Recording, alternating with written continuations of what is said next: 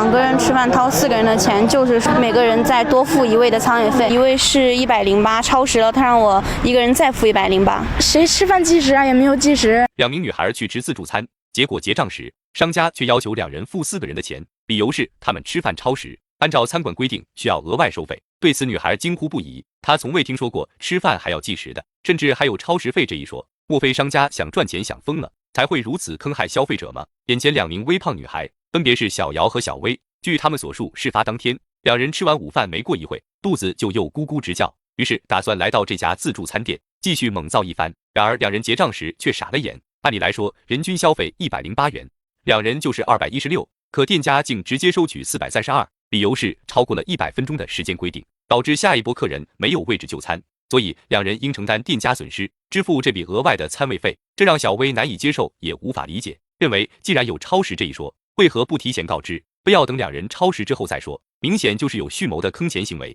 他应该在90分钟、80分钟来提醒你们吃饭剩20分钟了，就是抓紧时间吃嘛。超时了之后，那意思不明白让我们交钱的吗？他们吃过的餐厅成百上千，从未听说过有超时费这一说的，所以打算喊来媒体曝光这家坑人餐厅。那么餐厅老板会如何解释此事呢？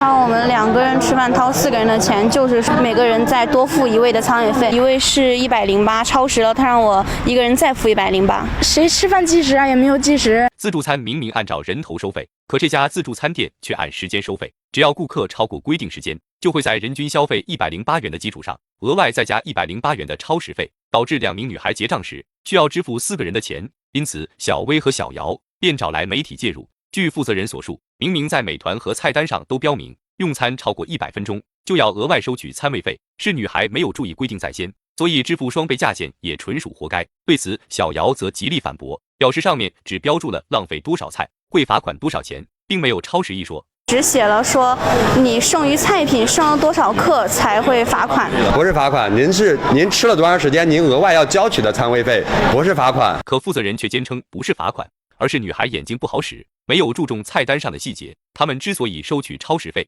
是因为2名女孩经常在吃完饭后霸占座位不离开，外加午饭时间人满为患，很多人见到没有座位后就选择离开，这样就会给店家生意带来亏损，所以为了利益，他们才收取了超时餐位费。事后负责人还提供了监控录像，结果也让2名女孩羞愧万分，无地自容。让我们2个人吃饭掏4个人的钱，就是每个人再多付1位的餐位费，一位是108，超时了，他让我一个人再付108。这时候他2人在玩手机，5点半到8点07，连续催了有6、7遍。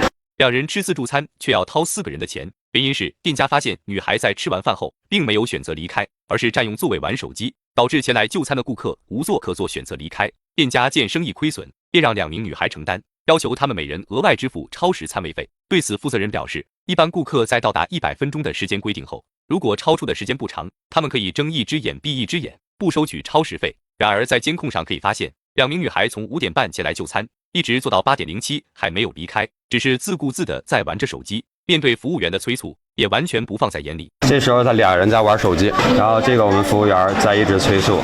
这时候几点？这时候已经8点，最后已经这5分钟连续催了有6、7遍。期间前来就餐的顾客因为没有座位可坐，纷纷跑去了隔壁餐馆就餐。换做任何一个商家都不希望看见这种结果，所以在2人结账时，他们才要求收取超时费。但小姚和小薇却表示，他们额外支付费用也可以，可商家能额外给他们提供自助餐吗？如果不能提供，他们就拒绝交钱。毕竟他们从别的餐馆也有过同样的举动，他们都没有所谓的超时费，怎么到了你这里就这么交情，还要额外收费呢？负责人无奈地表示，自己这里可是自助餐厅，如果不规定时间，让顾客从早吃到晚，估计1天下来，他就会把底裤赔光，所以规定时间合情合理。而最终在调解员的协商下，2名女孩多付了1个人的餐位费，事情这才得以解决。那么对此你们有何看法吗？我们下期再见。到这里我怕你，我怕你，我怕你。我怕你！不要忘了啊，还有老婆，还有小孩啊，不要忘了啊！这就是我们物业人员的态度，我们都已经没有家的感觉了，这好像就是物业的家，我们业主都是孙子。业主每次开车回家都要向保安缴纳100元押金，理由是担心停车位会被业主停坏，如果不缴纳，就休想踏进小区大门。找物业鸣不平，却反遭威胁，直言别忘了你家里还有老婆孩子，所以乖乖缴纳，不然就让业主吃不了兜着走。这让业主们苦不堪言，表示自己花费上百万买的房子，结果连家的感觉都没有，甚至还要给物业当孙子。据眼前的女业主所述，起初物业还在正常服务业主，然而逐渐物业就露出了真正面目，开始设立各种乱收费的项目，如今更是连业主回家都需要缴纳押金。我们每天进出的所有的人员，包括业主，包括外来车，都要交一个100块钱的押金给到保安的个人账户上。然后我们的收费是按10元1小时的收费，每天它封顶是50块钱一天，一个月那不要交1500块钱的停车费吗？哪里有这样子的高价位的停车位？一个月就要缴纳1500元的停车费，不交就不让回家。这种行为和强盗有什么区别？合着他们辛辛苦苦挣钱，到头来都给物业打工了。不甘心的他们只好找来媒体，替他们摆脱这场噩梦。为了了解真相，调解员便打算把车开进小区，结果不出所料，直接被保安拦下并索要押金。多少钱押金啊？100块，那就在这里。1个小时免费。第2个小时我如果超了怎么办呢？超了就扣1个小时10块钱了。怎么还要交押金啊？你不停在外面噻，找进去了，要不然？那我现在交啊。而见多识广的调解员面对保安的霸道行为，也只能乖乖交钱。事后，调解员拿着证据举报到了执法部门。然而，面对执法人员的打来，物业工作人员却丝毫不怕，反而还当着执法人员面开始威胁业主。不要忘了啊，还有老婆，还有小孩啊，不要忘了啊！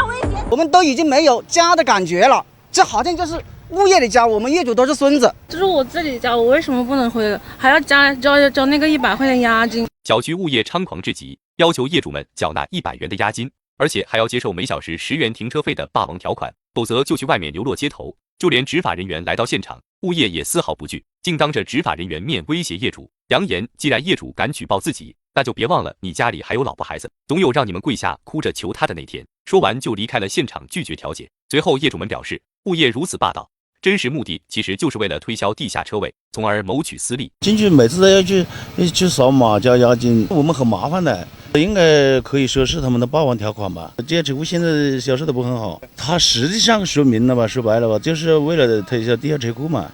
之所以业主们不想购买车位，是因为物业给车位的定价远超于市场标准，还不如租一个车位省钱实在。然而物业早就考虑到了这点，直接发布声明表示，车位只卖不租，要么业主花重金购买车位，要么就缴纳高额停车费。反正不管怎样，受害的都是业主一方。毕竟20年下去的话，所缴的停车费都能新买一套房子了。我住20年的话就是36万，我可以又买一套房子。业主你没买车位就不可以进去。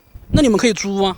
不可以租，他是强卖呀，他只有买了车位的业主才可以进去。眼看着楼房业主都快被物业欺压成了孙子，调解员忍无可忍，决定当面找到负责人进行对峙。然而对方下面的说法却让众人气炸了肺。到这里我怕你，我怕你，我怕你。我怕你！不要忘了啊，还有老婆，还有小孩啊，不要忘了啊！这就是我们物业人员的态度。我们都已经没有家的感觉了，这好像就是物业的家，我们业主都是孙子。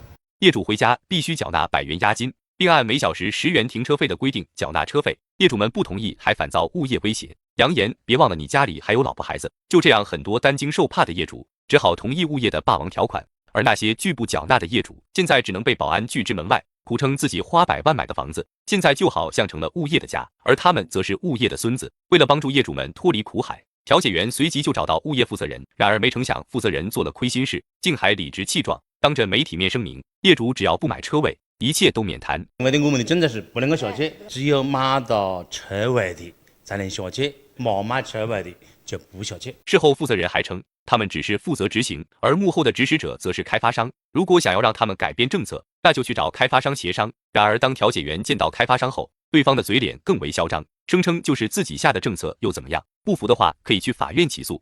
我们在这里说也说不清，没有必要你去起诉我们，我们会应诉的，好不好？还要怎么样？只能这样的嘛，对不对？这就是开发商的态度。